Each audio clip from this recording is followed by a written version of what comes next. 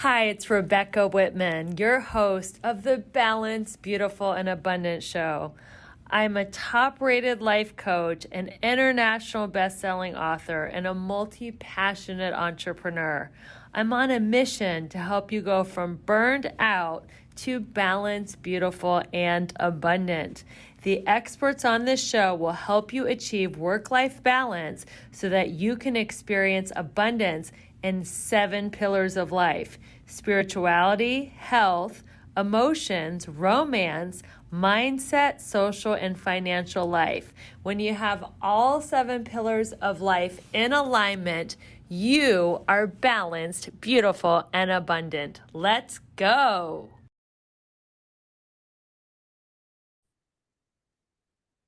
Welcome, everyone, to the Balanced, Beautiful, and Abundant Show. I am your host, Rebecca Whitman, helping you go from burned out to balanced, beautiful, and abundant.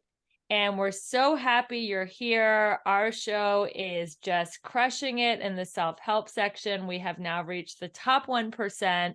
Thanks to everybody listening, sharing, reviewing, subscribing. And I just can't thank you all enough.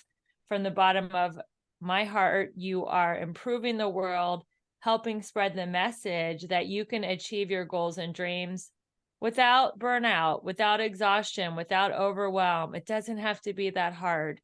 We get to choose easy. And the person that I have here today is a great example of this. Welcome to the Balanced, Beautiful, and Abundant Show, Zach White. Woo! Rebecca, I'm so excited to be here. Nothing sounds more true to me than what you just said about we can choose how we move through this. I'm so excited. Thanks for having me on.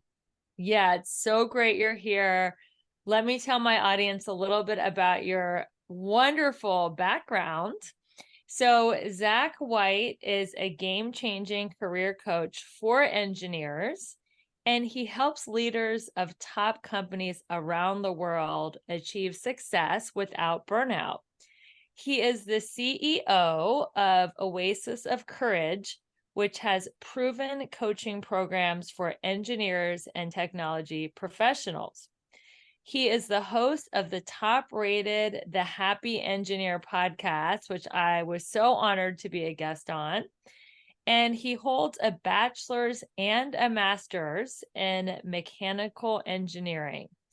He has worked before becoming an engineering coach, he worked in Fortune 200 companies for 10 years. We'll get into his story about how he switched. And he is known as the world's best lifestyle engineer. Again, welcome to the show. It's so great to have you here. Rebecca, it's awesome. And everybody needs to go listen to your interview on the Happy Engineer podcast. Totally crushed it. And you have tremendous values. Everybody here knows. It was awesome. So glad you came on. Oh, thanks so much. So tell us your story. I am so curious. You have 2 engineering degrees from Midwest colleges, which is awesome because I'm from the Midwest. Top 10 or Big 10. The Big 10. Let's go. Big 10. Yep. And you had a 10-year career working as an engineer, and something changed. Something happened. You had a major paradigm shift where you went a whole different route with your life. So tell us a little bit about your story and how you became the happy engineer.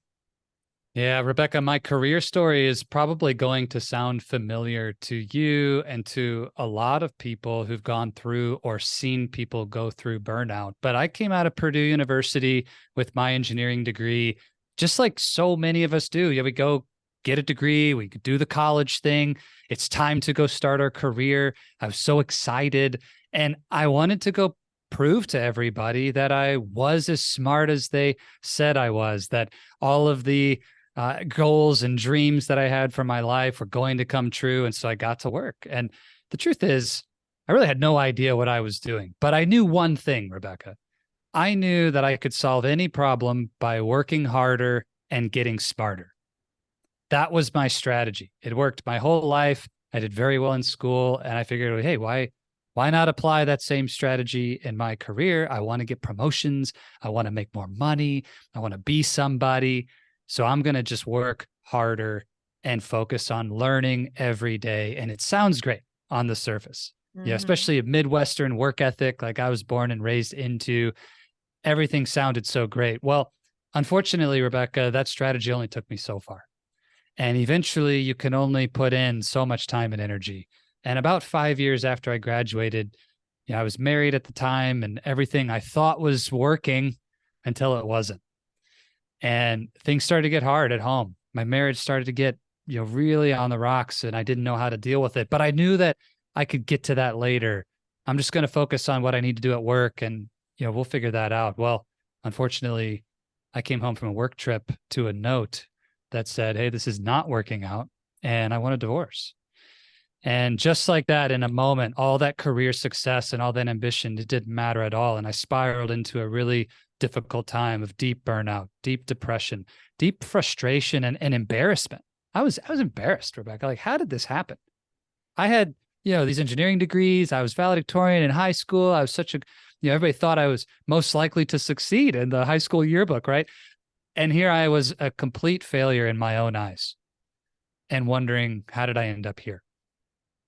And coming out of that burnout was when everything shifted for me. But it's so easy to fall into that trap. How many years were you married when you found that note? Just over 5. And did you have any idea that your wife was unhappy in the marriage? Well, looking back, absolutely. At the time, I probably would have told you everything is fine. One of the things I have come to discover is that we're really good at keeping secrets, not just from other people who love us, but from ourselves.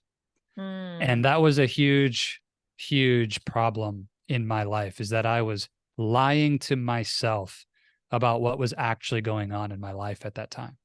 So looking back, no question, we were in a bad place well before the divorce happened. But I was unwilling to see that because I was too afraid, and I didn't know how to solve it. And I didn't have the courage to face it or share my challenges with anybody else. And I let that anchor pull me all the way down to burnout. So you're depressed, you're burned out. How did you make the shift from being an engineer and being on the corporate America path to investing $85,000 in coaching programs before you decided to be a coach yourself? Like, Yeah, who invited you to your first coaching program? How did you hear about it? Like, how do you switch tracks like that? totally. Well, here I am in this complete rock bottom, grinding my face along the ground of rock bottom. And I made a decision in that time, Rebecca, that changed my life forever. I hired my first coach. I was working with a therapist on the grief and the depression and dealing with that from the divorce, but I also wanted to get back on my feet in my career. I still had a desire to be successful, but I knew it had to look different than what I had been doing because that completely bombed. And hiring that coach was the most impactful decision I ever made. I mean, it completely changed the trajectory of my career. I had 5 promotions in 5 years. I worked less time. I got more done, more recognition, doubled my income, bigger bonuses. I mean, everything got easy. And people start asking you questions when that happens. When you go from depressed to happy, from burned out to blissfully balanced, people start to wonder what's going on.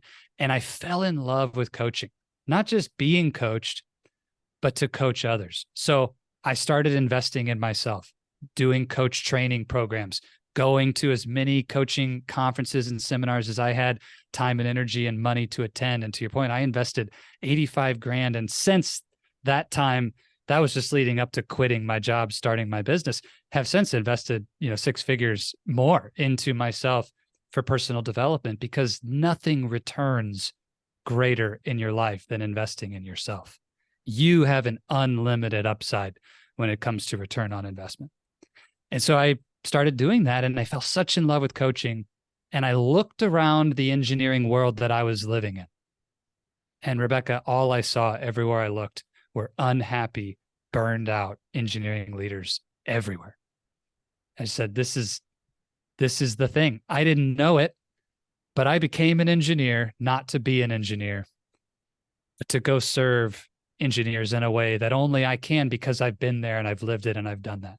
And so I quit my job. I started this business out of a calling, sense of purpose, that this was my bigger reason to be on the earth. And I will never look back. Of course, I miss engineering, doing the work. I'm still an engineer at heart. I'm a nerd and I'm totally proud of it. But I love, love, love coaching these leaders and now have been doing it full time for 4 years. Now, engineers are very practical. They want the facts. They want to know that their investment is going to yield a certain return. Analyticals, because I've studied different personality types, don't make quick decisions. You're so right. How do you get an engineer to invest in your coaching program? Like when they are like, this sounds woo woo, or why do I need this? Like, what would you say to them to want to invest in themselves when they're very like, I need the proof? What is my guaranteed return on this investment? Rebecca, the first thing that helps is to show them the science. Help them recognize that the reason coaching works is not just spiritual. It's not just ethereal or woo woo, something that you can't put your head around. Let's talk deep about what's happening in your nervous system. How does the mind really work? What's going on with neurons? And, neurons that fire together, wire together in the subconscious mind, and how this operates in our DNA. Like, we could talk and geek out about the science of why a coaching conversation, while on its surface, it's just a conversation. What's actually happening when you receive that information, when you make a new decision, and when you take an action that you've never taken before? How does that transform literally your physiology in a way that shifts your experience and the quality of your life? So one way to help anybody make a decision is to speak their language. If you're selling anything, you need to speak the language of your customer. You need to know, how do they need to hear the message? So that's the first thing is, let's geek out together. If you're an engineer, we can talk about the science. But beyond that, okay, maybe now they know, they believe in the fact that there's something real here. But the decision comes from one of two places: inspiration or desperation. That's a good quote. Inspiration or desperation. I love it. The decision to change your life will come from a place of inspiration or a place of desperation, but you will not change your life by riding the middle. If you're okay, if everything's fine, you're standing on the fence, life is good. It's kind of rough at times. I'm not happy with everything, but I'm not super upset. I'm just okay. And that is the real trap that engineers are so guilty of. And I think it's true for a lot of us, whether you're in engineering or not. And for me, I'll just tell you my own story, Rebecca. I fell into that trap because I was taught as a kid to be content. Don't want things that you don't have. Don't get all greedy and going for more all the time. Life's not just about more. And Zach, there's always somebody who has it worse than you. Don't complain. Don't be a whiner. Your life is good. And what happened is I was afraid to want more, and I was afraid to complain. And so I just trapped myself in the middle. My life is fine. And I lived that way for a long time until I burned out completely and was desperate for help. And I changed my life. And then I realized you can make those same powerful changes from a place of inspiration as well, not just desperation. And now I grow and pursue more, and I'm developing out of a place of inspiration and vision. I'll tell you, it's way more exciting. But every engineer needs to reach that point. Which is it? Are you inspired to a better life? If so, you got to buy in. You got to get serious about wanting that better life. Or you got to help them feel the pain. Help them peel back the layers of it's fine and say it's not fine. You've been unhappy for 5 years. Your health is failing because of so much stress in your life. You're burned out. You hate your job. That's not fine. Yeah. And as a coach, part of my job is to help them be honest with themselves, to say, okay, it's not fine. In fact, I really need to make a change. Let's get started. Wow, that's great. I love that. Inspiration or desperation. Don't ride the middle. So I know we talk a lot about work-life balance. You make the distinction of whole life balance. What does whole life balance mean to you, Zach? I think it's a subtle but super important distinction, Rebecca, because Mhm. work-life balance, people who talk about it mean well. I don't want to insult anybody who has a message around work-life balance, but I don't think that's the right model. And when I say model, when I use the phrase work-life balance, what do you picture? What kind of comes into your mind? And for most people, it's kind of like a scale, right? It's on one side is work, and on the other side is life. And what's the goal? Are you trying to make them the same? Are you trying to make life bigger than work? And like, isn't work a part of your life? And so, what does that really mean? Are we talking about work and play? And if so, what does that look like? And what I've seen happen is instead of balance, you end up with bipolar. Your your work gets really bad and you just try to party harder on the weekends to make up for it. And you can't make up for bad work that you don't like, that's not fulfilling, that's not aligned with who you are and your purpose and your values and your vision. You can't make up for that by having more fun on nights and weekends. I'm sorry, it doesn't work. It actually, the more extreme that gets, the more chaotic and stressful your life will feel.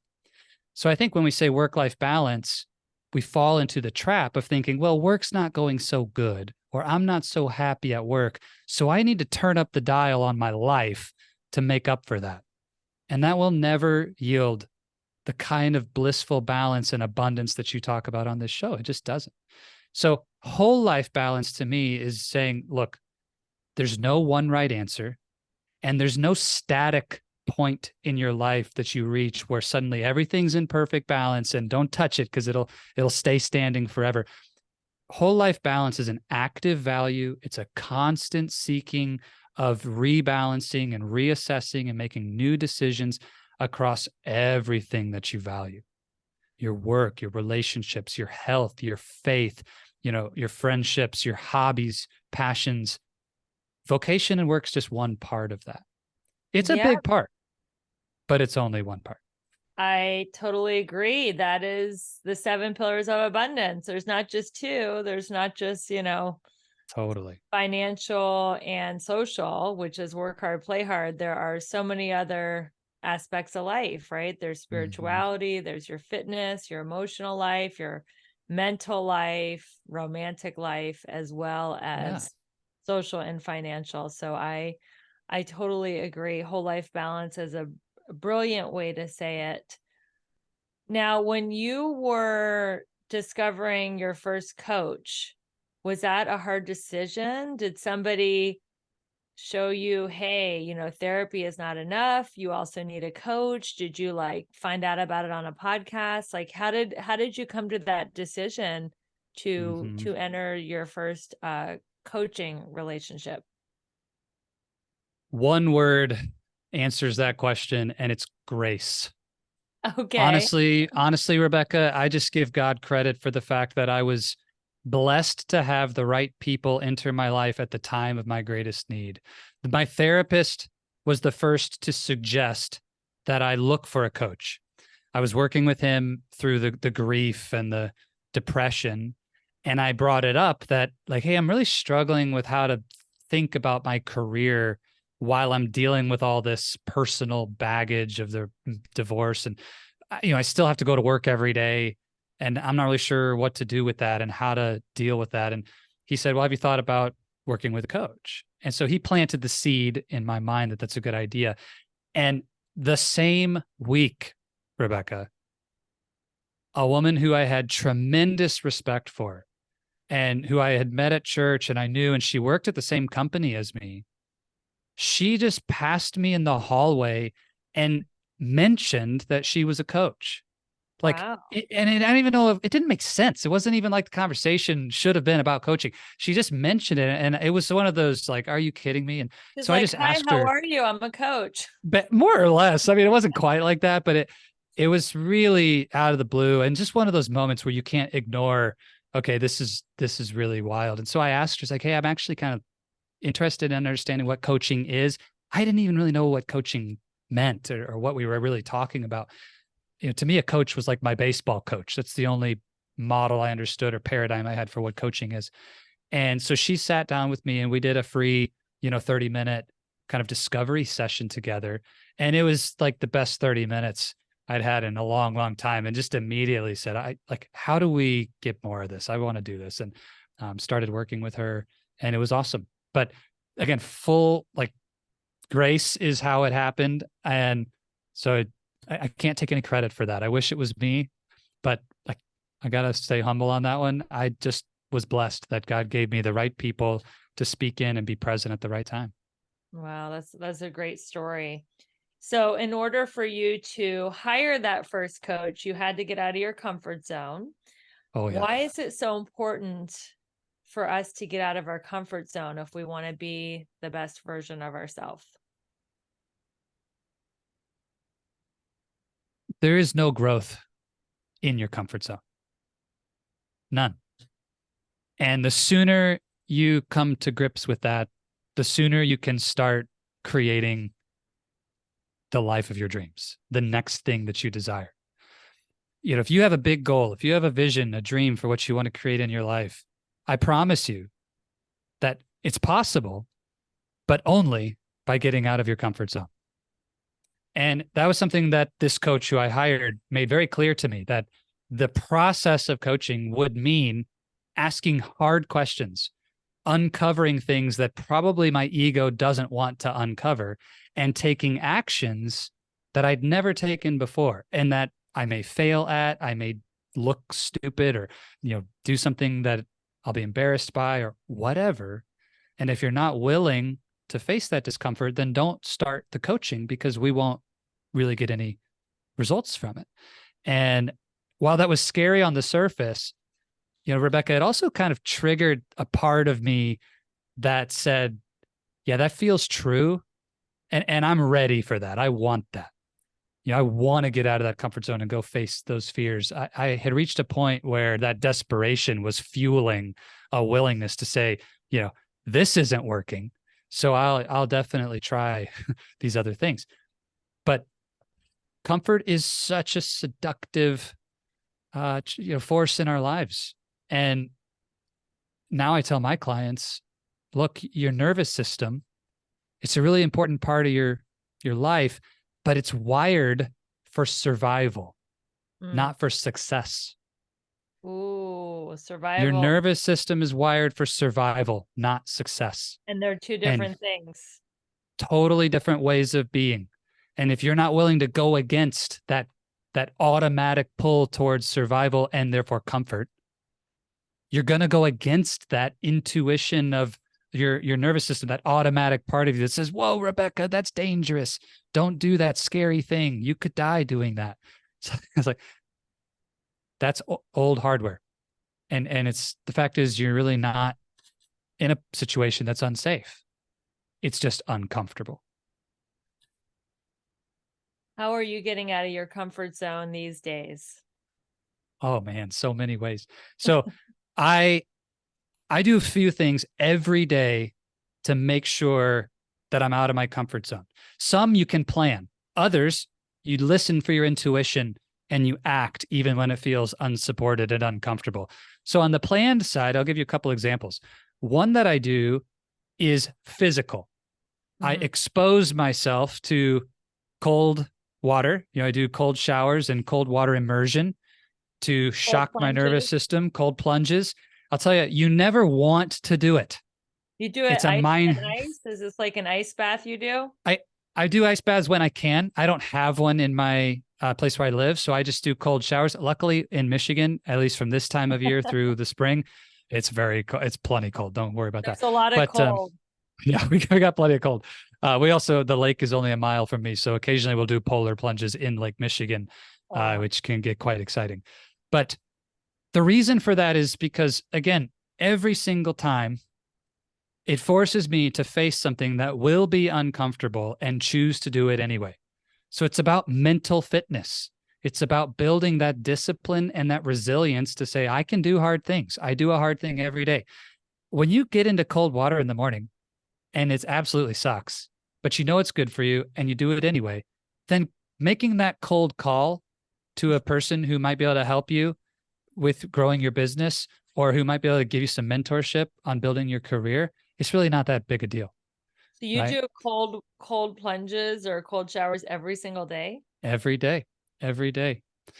Wow. Because again, it's about that Yeah. practice.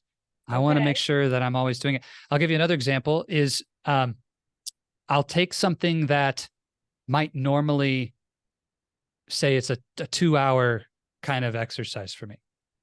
Something for work that usually takes 2 hours. One thing that I will consistently challenge myself to do is give myself half the time that I normally give myself to do it. So And like speed at work, the you do end, speed work. yeah, exactly. Just say, all right, I normally would take 2 hours. I'm going to give myself 1 hour and I'm going to bring a full focus to this. And then whatever I finish is what I'm going to share. Sometimes, Rebecca, I get to that end of the hour and I'm not happy with what's there.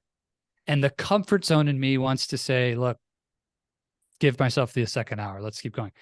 But I'll challenge myself to, no, I'm not going to do that. I'm going to go present. I'm going to share what I've got and we're going to move forward. It's very uncomfortable. But that practice starts to help me find my actual edge. It helps me get better.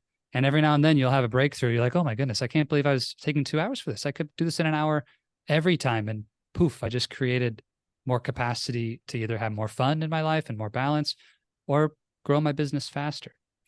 And then with people, I think one of the areas of our lives where we stay too comfortable is we stay surrounded by the same people all the time. And frankly, a lot of those people, when you take a close look, they're not seeking to build a life that aligns with your vision and they're holding you back. And so I consistently invest time and big money into getting into proximity to people who are playing at a level 10 and 100x what I'm playing at. And actually, as the time we're recording this, right when we're done with this call, I have a 4 hour session with a group of coaches, of whom I will be the smallest business, the least experienced in the room by far. These are multi 7-figure coaches. They've built incredible companies. They have huge brands, huge marketing budgets. And I'm, Zach White, I'm still pretty new in this. It's because that makes me face that discomfort. It challenges me to level up. So get into proximity to people who are way further down the road than you are towards your dream. You may not like how it feels at first. Your ego may not like it, but wow, is it going to help you accelerate your life? Wow. So this is like a mastermind with these 7-figure coaches? Yeah, they're all together. We're receiving coaching from an amazing guy named Taki Moore. And, Taki pulled this room together of some of the best coaches in the world. And, it was not a small penny to get into that room. And I barely even qualified to get into that room, but just said, look, if you'll let me in, I'll pay whatever it takes, because that's how I can stretch myself and see what's really possible. So get out of the comfort zone. It's a single best thing you can do every day is just ask, what can I do today that would scare the pants off me? What would help me to stretch my comfort zone, get out of that today? Amazing habit if you ask yourself that every day, and don't go to bed until you've done something uncomfortable. I love that. And cold plunges lead to more cold calls. There you go. That's so true. Yeah. Yeah, if you're in sales, that should be your motto. Cold plunges lead to more cold calls. So how can we shift our energy around mindset? Like everybody has an old story. You could call it a limiting belief, a block, subconscious programming, childhood trauma, whatever you want to call it. How do you help people have breakthroughs around that? Well, first of all, you're absolutely right that we all have it. Yeah. I think it's important to normalize the fact that it does not matter how far into the personal development journey you are on. You and I both, right now as we're talking, are sitting inside of a box that our current mindset allows us to play inside.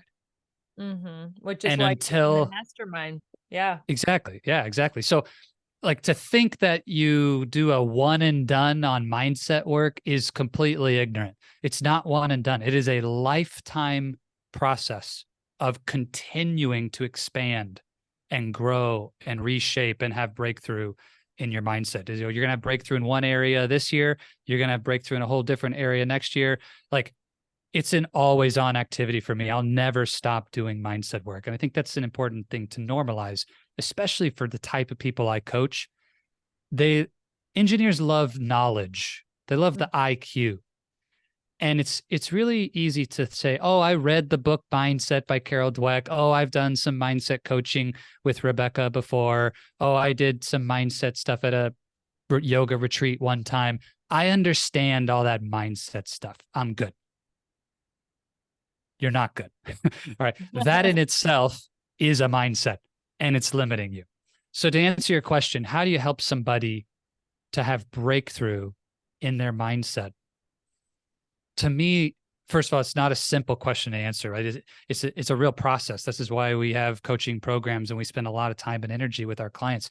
If it was as easy as one conversation and it just happened, that'd be great. But it's rare, especially for somebody with a thick analytical mind like an engineer. It's really hard to do it in a single conversation.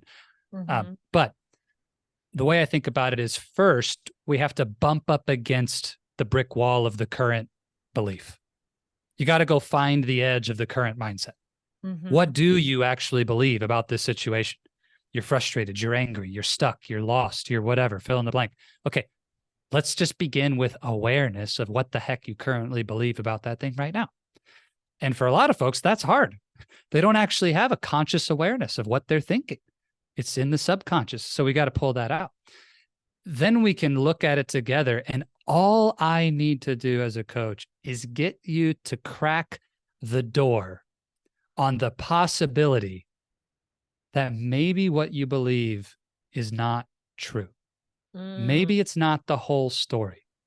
What if it's possible that something else could be true? What if more abundance, more balance, more success, more in this area where you feel stuck? What if that were possible and those things that you're believing aren't true? What if that's possible? If you can get that engineering leader or anyone to just pause for that one moment, and you'll see it on their face, you see it in their body. It's like the door cracks open on a willingness to believe that it's possible. They don't even have to actually believe the new thing yet. The breakthrough begins just by cracking that seal. Like, let's just open that door. It's real squeaky because they've never opened that door before and they're kind of scared to step through it. But as soon as the door gets cracked open, that's all we need to now start allowing something new to grow inside their life. And we take a little action in that direction. We do a little more coaching in that direction. And then we step through that door, take a bolder action. We get out of our comfort zone, aligned with that new belief. And we start to shift that identity. We start to change that mindset. And next thing you know, it's 90 days later and they have this completely different paradigm about what's possible. And you look back and it's like, wow, how did I ever believe that old thing? But the process, it's one step at a time. Yeah, I love that. So to shift your old belief system, it just starts with the willingness to realize, well, maybe this isn't true. Like maybe this is just an old story or an old paradigm, and there's a way to think of this totally differently. Well, speaking of a new paradigm, I know you have a blueprint for success called the 5 Ps. Tell us about the 5 Ps. As an engineer myself, I am a big fan of systems.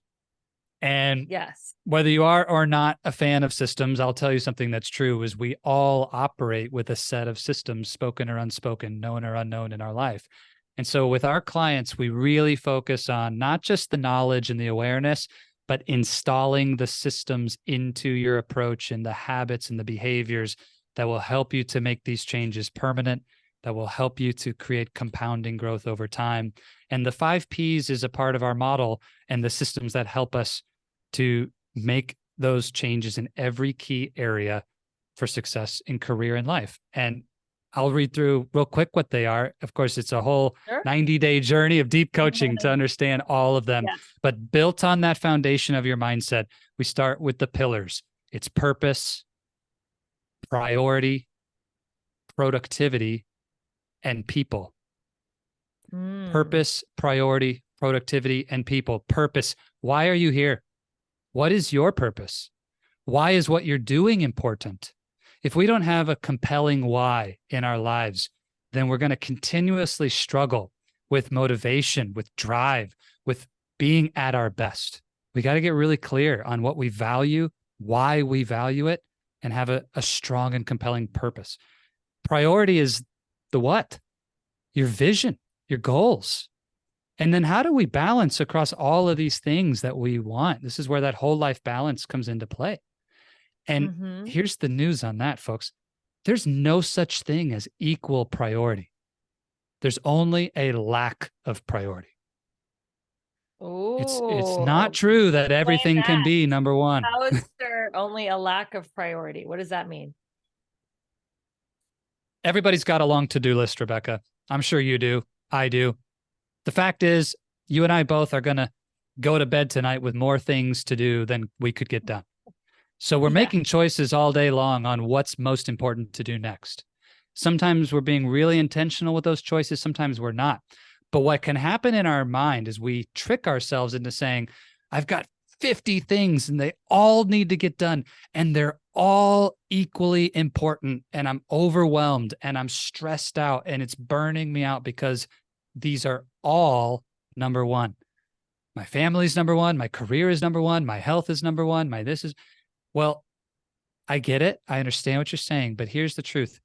In this moment, you can only choose one. You don't get to do them all at the same time. Yeah. So you're making a choice which one is most important, whether you know it or not. So there's no such thing as equal priority. There's just a lack of priority, which means you didn't actually choose. You haven't done the hard work and the courageous work of saying, this is more important than that. So I'm choosing this. Only a lack of priority. I think that is a great tool to get rid of overwhelm, because when we're like, oh my God, I have this and I have that, and I feel pulled in so many different directions, it's stressful and it's overwhelming, because I feel like as achievers, we want to do it all. Yep. So how do we determine in the moment what is the next step? The simplest answer to that, there's a lot of ways to build mastery around priority. Part of it is that those decisions, when you really build these systems into your approach, in a way, Rebecca, for me, that decision's already been made. So this afternoon, I don't have to think about what's most important because I already made those decisions on Monday morning before I started my week of what's most important this week. And I made decisions today of what's most important today. So it's already done.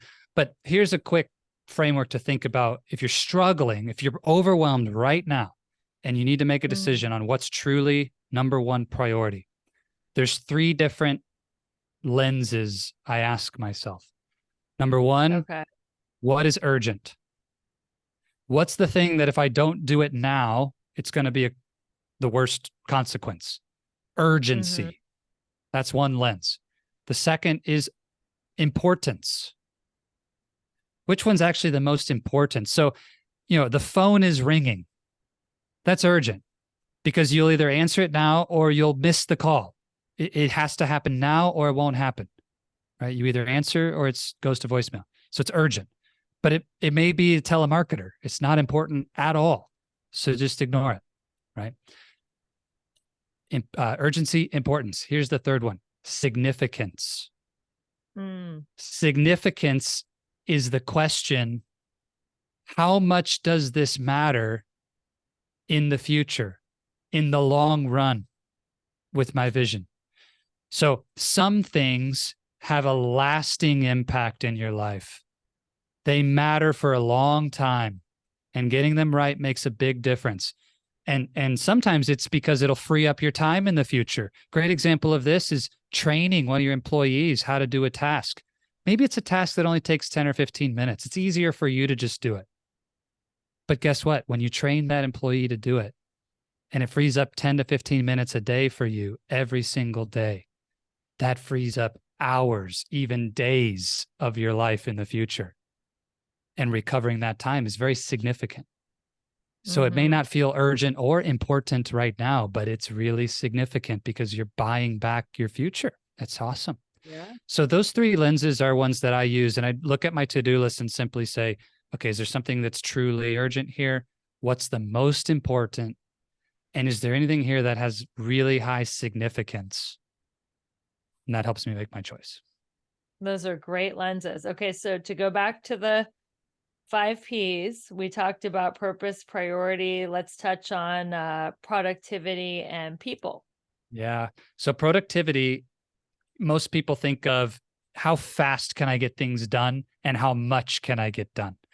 And all I'll tell you for this pillar is that the real key to productivity is not about time management. It really isn't. I've tried really hard, Rebecca, to manage time.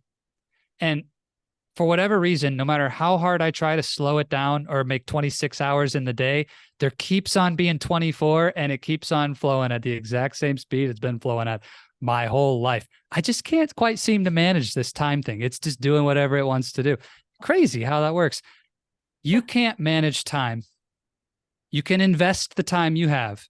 What you manage is your energy. So Mm, productivity is all about energy management. And there's a whole set of skills we need to master around energy management. If you come home from work and you have 4 hours at home before you want to go to bed, you could say, oh, you got so much free time to be productive. But how many people come home from work exhausted, no energy? They're so stressed, they're so burned out because their work is what it is. Yeah, you got time, but you don't have energy. So we mm-hmm, need to be really intentional about energy management. Then the final pillar of these four across is people, because you're not going to be successful alone. mm-hmm. It always happens in relationship. So we need to have mastery of our social and emotional intelligence, build great relationships, be in proximity to the right people. And that's huge. Now, you're like, Zach, there's only 4 pillars. I thought you said 5 Ps. Well, the roof of this house, you can picture a little house. That foundation is your mindset. These 4 pillars are like the strategies, the tools, the tactics, the things we need to master in our lives to create success. The roof is the playbook. Mm. Strategies and tactics and tools and knowledge and ideas, all of it's great, but knowledge by itself is not power. Whoever told us that only told us half the story. Knowledge is power. That's not true. Knowledge is potential power. Implemented knowledge is power. Actionable, when you take action on the knowledge, that's what creates the power. So knowing how to do something versus doing it are two totally different things. And the Right. playbook is exactly that. Like, you got to get on the court. You got to get on the field of your own life and run the play. You got to do the thing. If Rebecca, Yeah. your podcast is loaded with tips and tactics and strategies and actionable insights. And some people will listen to 100 episodes and say, oh, I've got it. But if you never actually do it, if you don't run the play, you don't actually change your life. So the playbook is about action. It's about how do we tie it all together and make sure that you're doing what you know. You And got that's to the five do the P's. damn thing. You You can't got to just do the damn be in thing. analysis paralysis. And You got if it. you are a longtime listener of the podcast and you want to take action or you feel stuck, reach out and schedule a breakthrough call, because there's a lot of tips and tools and strategies, but you get to take action on them. And this is the last question and the theme of the show. How can we achieve more by doing less? Mm. How is that even possible? How is it even possible? So, How? first of all, let's link it back to something we said a moment ago. The first thing we need to do is be willing to accept the idea that it's possible. Mm, If you're not willing to believe that you can, in fact, have more success, more abundance, more joy, more love without working harder, without burning yourself into the ground, if you're not willing to believe that idea, I got bad news for you. You're not going to experience it. So, step one, I challenge you to accept the idea that you can have more and do less. Baby step 1. Step 2, there's a truth, not an idea. This is like proven, scientific, researched. Everybody will tell you this is true in life. It's called the 80-20 rule or the Pareto principle. In the world around you, there are certain things that have a disproportionate positive impact on results than other things. The rule says this, and it's rough. It's not always perfectly 80-20. It's a principle, right? 20% of the actions create 80% of the results. So in your life right now, 20% of what you're doing is creating 80% of your income, 80% of your happiness, 80% of your health is coming from just 20% of the things that you do to create that result. If you want to get more by doing less, the most important thing you can do is find out clearly which 20% of the things I'm doing is the 20% that has the 80% effect. And focus your energy on doing more of those things. And just imagine if you could take all your time and energy and funnel it into the activities that consistently produce the biggest results, you're going to expand and expand and expand what's possible. And here's the best part. It just keeps renewing and refreshing. It's always true. At any moment in time, this law is still true. What is and the we thing just that keep gets the going. most results you enjoy doing the least? Ooh, yeah, this is a great question. What if the thing that gets you the most results you enjoy doing the least? Like So for me, for example, the thing that gets me the most results is going back and forth in the DMs. And I don't enjoy that, but I know that that gets me the most results. yeah. Well, it's a super good question. So, first thing I would get curious about is, well, what is it about that you don't enjoy? And let's understand, are there options? Are there ways to create more purpose, more enjoyment, more pleasure in doing it? How could we make the DM something you look forward to? That's a curious question. But let's say, Zach, it isn't. I just really don't want to do it. Okay, cool. Then let's get outside the box. Do you have to do it? Can we hire someone and delegate that? Give that to someone else to do and let them create the results for you? Or in some cases, maybe we just need to change the strategy. If you're doing something that creates a good result, the result I want is money, let's say, and more clients, more money, more impact in the world. Those are all good things. But there's lots of ways to create more money, more impact, and more results. So maybe in this instance, we would say, let's get outside that box altogether and play a different game. Let's go change the rules. And so I think in the short term, we may have to do the best to optimize something that's not your favorite thing. We all do things we don't love at times. Yeah. But for me, I'm just relentless to say, all right, I'll do it for now to get, keep things moving, but I'm not going to settle for letting my life be filled with things that I don't enjoy. So I'm either going to delegate and outsource that. I'm going to change the approach. That's what I'm focused on in the meantime. Very good. Very good. Awesome. Well, this has been incredible. You have given us so much value here at the Balanced, Beautiful, and Abundant show. How can we find you online and stay in touch with you so we can keep learning from you, Zach? Rebecca, I really appreciate that. Before I share that, I'm going to double down on what you said a moment ago, that if anyone listening to this has that nudge, that little urge inside them that they need to take action on anything that's been said, success loves speed. So go out to Rebecca's show notes, click the freaking link and book a call with her right away. Trust that intuition. Do it now. Do it now. Don't wait, because you're going to wait. You're going to get on with life and you're going to fall right back into your comfort zone. So just do it. All right. And Rebecca didn't ask me to say that. I know exactly how much she can help you. And I want you to go out and book that call right away. Listen to your intuition. Success loves speed. And if you want more of these types of conversations, the best place to find me is at the Happy Engineer podcast.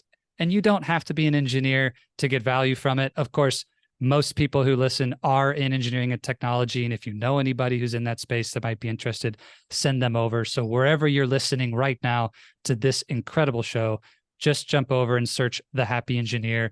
give me a follow, have a listen to the show. All the ways to connect with me are there in the notes, or you can go to thehappyengineerpodcast.com and find us that way. Thank you so much, Zach, for the shout out. I really appreciate it. And thank you, everyone, for listening to another amazing episode of the Balanced, Beautiful, and Abundant Show, where we are taking you from burned out to balanced, beautiful, and abundant. Stay tuned for another amazing guest next week. And until we meet again, remember, keep your vibe high and magnetize. Hey guys, if you're struggling with online dating and just sick and tired of swiping right, if you're just not meeting the right people, or maybe you're lonely and dreading going through another holiday season single, then I have great news. I am opening my Manifest Your Soulmate 8-week class for enrollment so you can find your life partner before the holidays.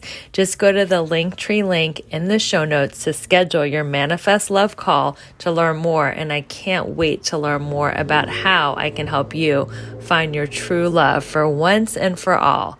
If I can do it, I know I can help you.